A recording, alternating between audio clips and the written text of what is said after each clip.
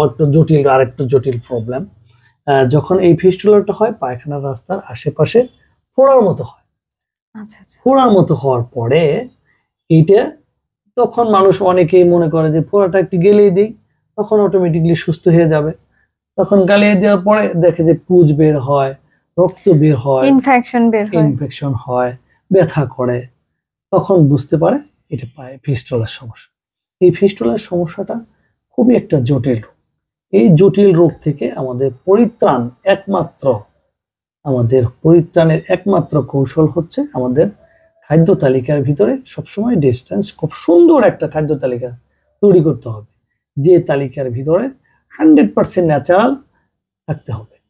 Formalin যুক্ত খাবার থেকে বিরত থাকা, তারপরে রাসায়নিক যুক্ত খাবার থেকে বিরত থাকা, বাসি খাবার থেকে অ্যাভয়েড করা। এই জন্য আমরা যদি এই কাজগুলো করতে পারি, অবশ্যই আমাদের সুস্থ থাকা সম্ভব।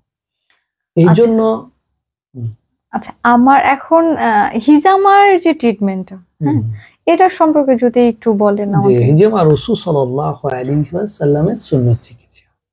আর রাসূলুল্লাহ সাল্লাল্লাহু আলাইহি ওয়াসাল্লাম এই হিজামা রাসূল সাল্লাল্লাহু আলাইহি ওয়াসাল্লাম নিজে করেছেন। হযরতে আবু হুরায়রা রাদিয়াল্লাহু তাআলা হতে বর্ণিত আছে যে রাসূলুল্লাহ সাল্লাল্লাহু আলাইহি ওয়াসাল্লাম বলেন, তোমরা যে সকল পদ্ধতিতে চিকিৎসা করো না কেন, তার মধ্যে সর্বোত্তম চিকিৎসা হিজামা। সহিহ বুখারী আয়াত নাম্বার 5697। আচ্ছা আচ্ছা, এখন হিজামা করার পরে যে একটা টক্সিনটা যে বের হয়, টক্সিনটা অ্যাকচুয়ালি কি? টক্সিনটা হলো মানুষের শরীরে ভিতরে আমাদের যে খাবারগুলা খাওয়ার পরে দুইটি ভাগে বিভক্ত হয়ে যায়।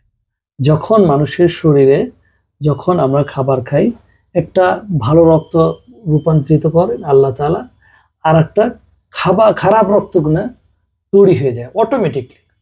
আর খারাপ রক্ত